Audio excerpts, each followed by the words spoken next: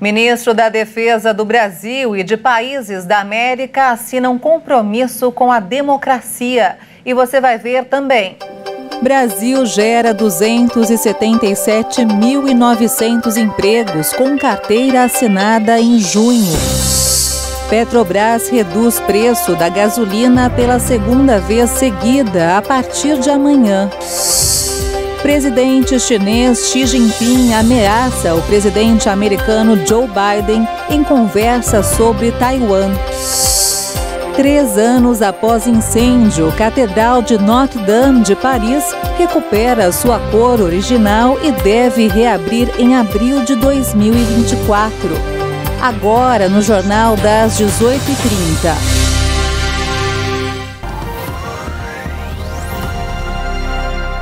Olá, boa noite. São 18h30 pelo horário de Brasília e você acompanha agora as principais notícias do Brasil e do mundo desta quinta-feira. Ministros da Defesa de países da América assinaram nesta quinta-feira a Declaração de Brasília, que reconhece o compromisso de continuar promovendo e fortalecendo a paz no hemisfério.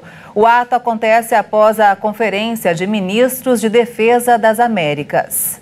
O evento foi presidido pelo ministro de Defesa brasileiro, Paulo Sérgio Nogueira de Oliveira. No documento assinado hoje, é ressaltado que os Estados-membros da Conferência de Ministros de Defesa das Américas esperam uma solução pacífica para conflitos armados, citando como exemplo a guerra na Ucrânia e a violência no Haiti. Mas há ressalvas ao conteúdo da Declaração de Brasília. A Argentina, Brasil e México consideram a Organização das Nações Unidas como foro adequado para tratar do conflito no leste europeu. Já os demais países, entre eles Canadá, Estados Unidos e Paraguai, afirmam no documento que reprovam de maneira incisiva a invasão russa à Ucrânia. Também foi ressaltado o apoio à preservação do meio ambiente através de troca de experiências e adaptações do setor, respeitando as soberanias nacionais.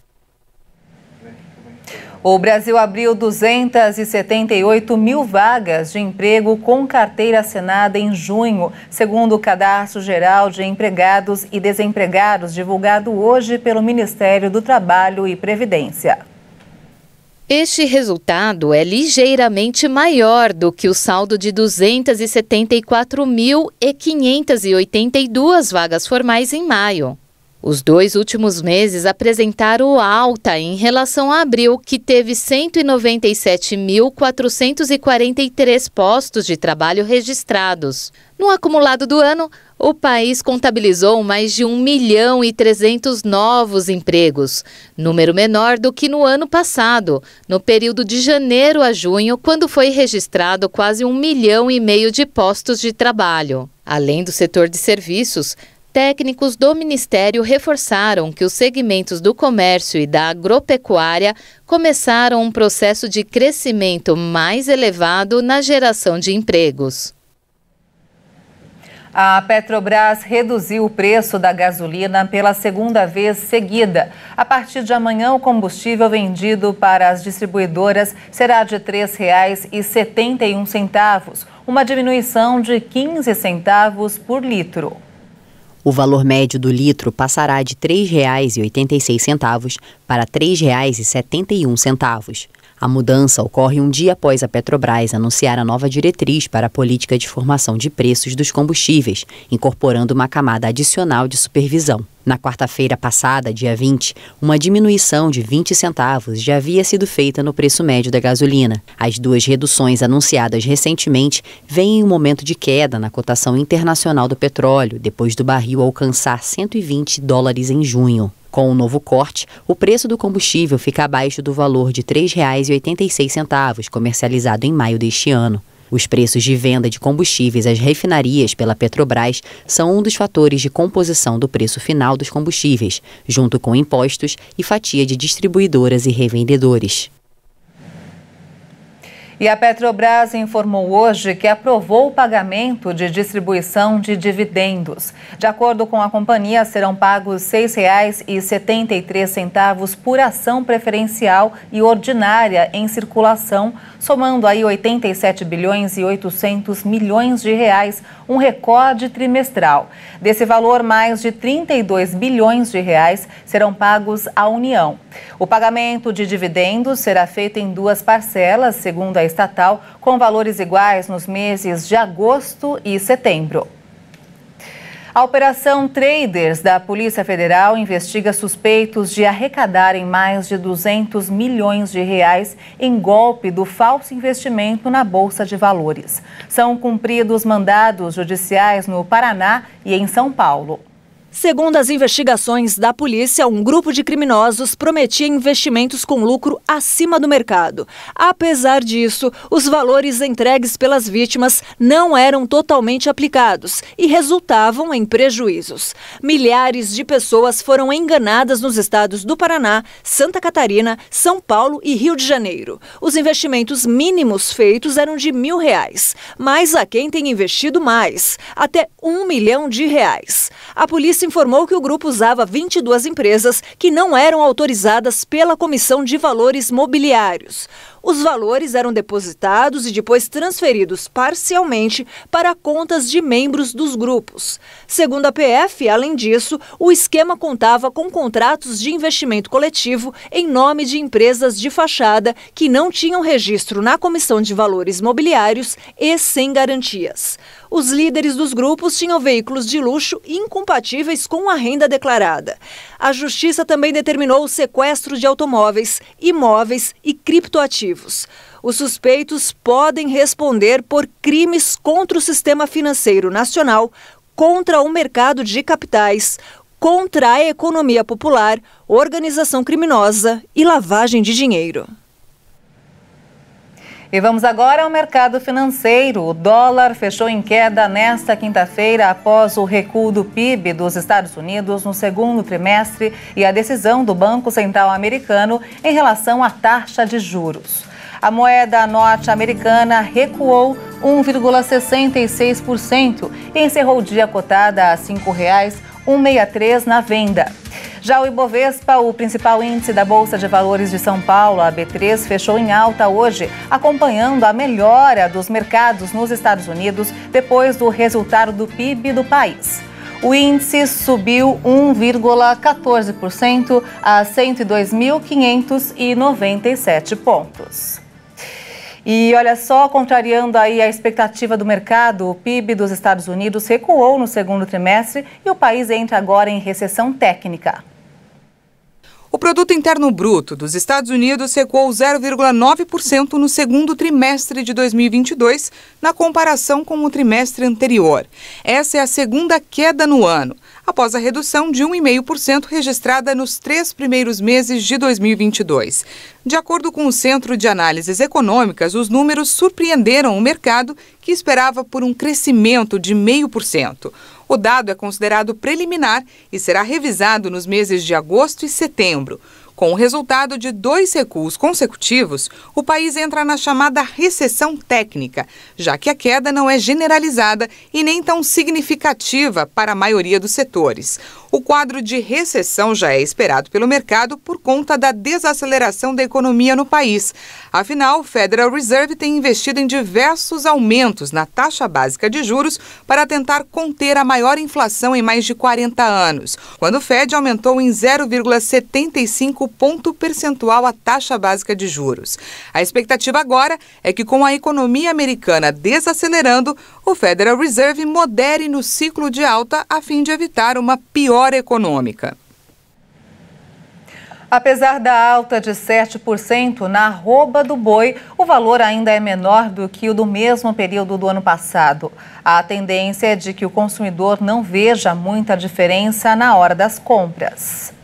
Julho começou com o preço da arroba do boi gordo cotado a R$ 289,76. Na última sexta-feira, dia 22 de julho, o valor da arroba era negociado a R$ 278,54, bem abaixo do praticado em 22 de julho do ano passado, quando se pagava R$ 304 pela arroba. Temos aí uma realidade de oferta maior. Temos um abate de fêmeas que está impactando mais que em relação ao ano passado. Isso influencia diretamente no preço da arroba. Por outro lado, limita-se essa queda anual quando você tem as exportações, que estão também com um desempenho muito bom em relação ao ano passado, e isso faz com que você tenha uma manutenção nos preços. As exportações de carne bovina no primeiro semestre superaram em 30% o volume de 2021 no mesmo período. Segundo dados preliminares da Secretaria de Comércio Exterior, o Brasil exportou mais de 8 mil toneladas por dia durante o mês de julho, o que representa um aumento de 7,7% em relação ao ano passado. Mês a mês, a população vai reagindo dependendo da renda. Então você tem início de mês, normalmente sempre você tem um consumo um pouco maior. Agora, inclusive, no primeiro semestre, fechando o primeiro semestre, você tem o próprio governo do estado que liberou o 13º, isso influenciou, com uma maior renda no mercado. Outras empresas adotam essa mesma política, isso também contribui. A relação de troca entre o milho e a arroba do boi teve uma redução de 0,4% em um ano. O preço da saca fechou o mês de junho em R$ 75, com uma desvalorização de 2,4% em relação ao mês anterior.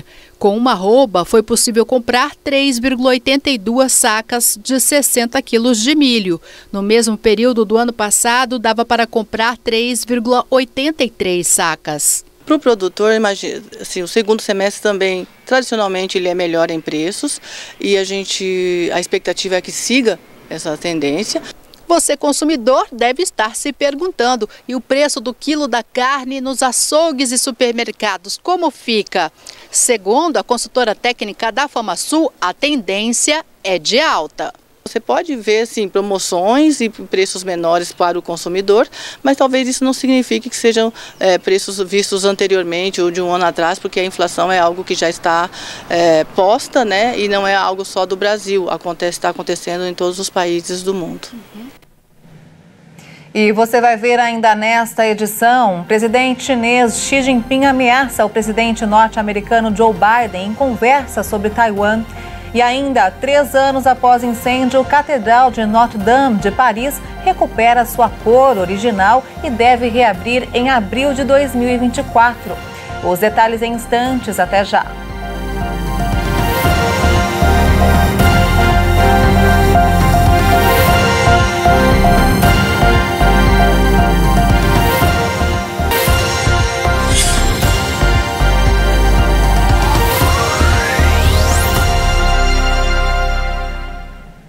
Estamos de volta, são 18h45 pelo horário de Brasília.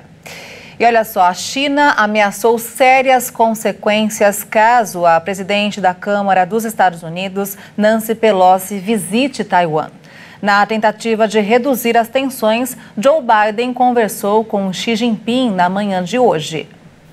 Os presidentes dos Estados Unidos, Joe Biden, e da China, Xi Jinping, conversaram por telefone nesta quinta-feira pela primeira vez em 4 meses, com uma ampla gama de questões bilaterais e internacionais em pauta. O gabinete de Nancy Pelosi ainda não disse quando ou mesmo se ela prosseguirá com a visita a Taiwan, mas o momento é especialmente sensível em meio ao aumento das tensões entre Pequim e Washington sobre comércio e direitos humanos.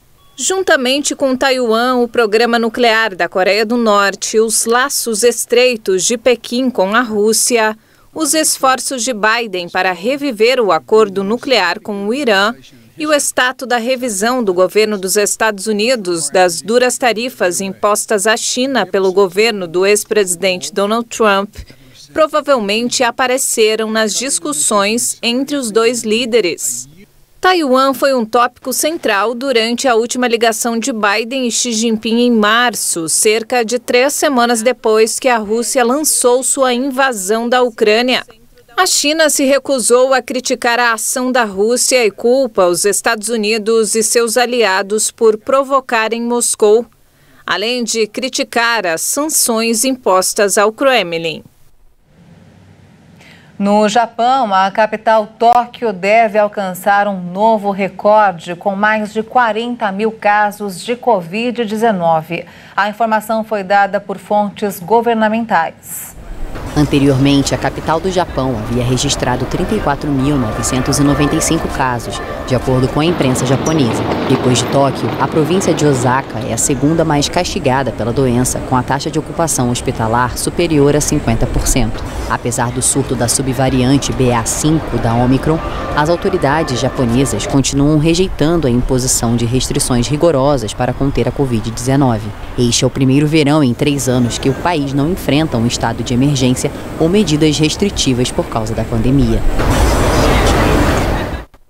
As altas temperaturas registradas no Mediterrâneo Ocidental têm preocupado especialistas.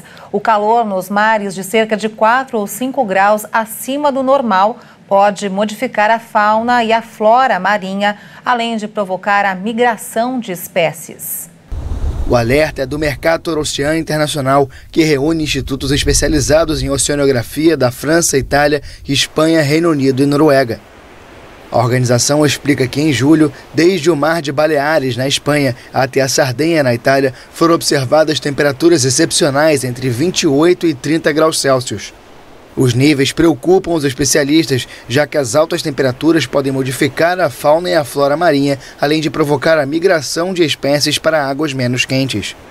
Isso também pode causar efeitos econômicos, principalmente na pesca.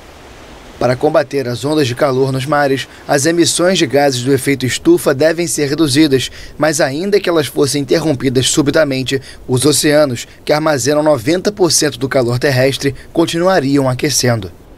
Essas ondas de calor marinhas dobraram de frequência desde a década de 1980, de acordo com um relatório da ONU publicado no ano passado. A guerra na Ucrânia está afetando a produção de pasta de amendoim. O alimento é responsável por salvar mais de 3 milhões de crianças na África da desnutrição. Sob uma acácia no norte do Quênia, atingido pela seca, crianças desnutridas se alimentam de uma pasta de amendoim rica em nutrientes, que há muito é usada para evitar a fome infantil em zonas de desastre. Esse alimento pode significar a diferença entre a vida e a morte de uma criança na devastada Marsabit, onde trabalhadores humanitários dizem que crianças pequenas estão morrendo em condições próximas à fome. Se ficarmos sem isso, mais mortes seriam registradas muito em breve. Perdemos uma criança, na verdade, encaminhamos 4 para o hospital de referência e uma morreu. 3 sobreviveram. Isso salva vidas. Em um momento em que 1.700.000 crianças passam fome na África, o custo desses suplementos que salvam vidas está aumentando devido à guerra na Ucrânia. O conflito encarece os alimentos terapêuticos prontos para o uso. Segundo o Fundo das Nações Unidas para a Infância, que compra quase 80% da oferta mundial. O Unicef prevê que até novembro o preço do alimento terá subido 16% em relação ao nível antes da guerra. Desenvolvido há um quarto de século, o produto provou ser revolucionário no tratamento da emaciação grave, uma doença mortal na qual crianças desnutridas são magras demais para a sua altura. Um pacote contém 500 calorias com vitaminas e minerais essenciais. Consumido diretamente da embalagem, o produto ajuda as crianças desnutridas a recuperarem rapidamente o peso e a energia e não requer refrigeração nem preparo. O secretário de Estado americano Antony Blinken deve falar com o ministro das Relações Exteriores da Rússia, Sergei Lavrov, pela primeira vez desde o início da guerra na Ucrânia. A conversa telefônica não vai ser uma negociação sobre a situação do país invadido por forças de Moscou em fevereiro. Nos próximos dias, espero falar com o ministro das Relações Exteriores da Rússia pela primeira vez desde o início da guerra. Planejo levantar uma questão que é uma prioridade para nós: a libertação dos americanos Paul Whelan e Brittney Griner, que foram detidos injustamente e devem ser autorizados a voltar para casa. A jogadora de basquete Brittney Griner foi detida em fevereiro no aeroporto de Moscou por carregar vaporizadores e um líquido perfumado com óleo de cannabis em sua bagagem de mão. Já Paul Whelan, ex-soldado americano e ex-chefe de segurança de uma empresa de autopeça, está detido desde 2018 na Rússia e condenado a 16 anos de prisão por espionagem. Blinken ainda espera falar com Lavrov sobre o acordo alcançado entre Kiev e Moscou para permitir a liberação de cerca de 25 milhões de toneladas de grãos armazenados em portos ucranianos. O último contato telefônico entre Blinken e Lavrov foi em 15 de fevereiro, quando o funcionário americano expressou sua preocupação pela então possível invasão russa à Ucrânia. Rússia e Ucrânia trocam ataques e a guerra entra em uma nova fase. Hoje, mísseis russos mataram 5 pessoas e feriram 25 no centro da Ucrânia. Enquanto isso, um ensaio fotográfico do casal Zelensky está causando muita polêmica. Da Ucrânia, Olena Zelenska vai ser a capa de outubro da revista Vogue. Ela posou em meio aos escombros da guerra e também com o marido. As opiniões se dividem, muita gente elogia a coragem dela e dizem que a reportagem vai ajudar a lembrar o mundo os horrores da guerra. Já outros criticaram duramente, acham que sessão fotográfica em tempos de guerra não é uma boa escolha. A primeira-dama se defendeu das críticas e disse que está aproveitando cada oportunidade para mostrar ao mundo a situação terrível que a Ucrânia vive. E olha só, 3 anos após o incêndio que devastou a Catedral de Notre-Dame de Paris, a histórica construção recuperou sua cor original graças ao trabalho diário de um exército de artesãos e deve reabrir em abril de 2024. Antes do incêndio, a catedral recebia quase 2 milhões de visitantes por ano, além de realizar 150 concertos. Em 15 de abril de 2019, um gigantesco incêndio atingiu esta obra-prima da arte gótica, provocando o colapso da estrutura da famosa agulha, do relógio e de parte da abóbada, destruída pelas chamas. O enorme buraco deixado no prédio foi substituído por andaimes, que também cobrem as laterais. A restauração de grandes proporções começou com obras que visavam garantir a estabilidade do edifício, incluindo o reforço dos 28 contrafortes. A icônica história em quadrinhos e desenho animado argentino Mafalda desembarcou na Cidade do México em uma exposição chamada O Mundo Segundo Mafalda, para a alegria dos fãs nostálgicos. Olha só. A história em quadrinhos apresenta uma garota com cerca de 5 ou 6 anos e explora questões humanas que afetam o meio ambiente através dos olhos da Mafalda, com ironia e humor. A curadora da exposição disse que a personagem dos anos 1960, criada por Quino, cujo nome verdadeiro é Joaquim Salvador, ainda é relevante hoje. O importante desta exposição é manter vivo. Essa exposição é importante para manter viva e apresentar a mensagem e o caráter que Quino nos deu. Talvez ele não esteja conosco, mas nos deixou esse tesouro e temos que cuidar dele e divulgá-lo. Esse é o valor da exposição. Tesouro para cuidá-lo e difundi-lo e fazê-lo próprio. Assim que creio que isso é o valor da exposição. Quino foi capaz de usar a inocência infantil para espalhar críticas contundentes às ditaduras que assolaram a América Latina. O cartoon acabou sendo publicado em várias línguas. A Casa Abierta Monte, no México, que acolhe a mostra, permite que os visitantes percorram para ver as tirinhas, os desenhos animados e os artigos onde a garota exprime a sua visão de mundo. E o Jornal das 18h30 termina aqui. Você acompanha outras informações durante a nossa programação. Obrigada pela sua companhia, uma boa noite para você e até amanhã. Tchau.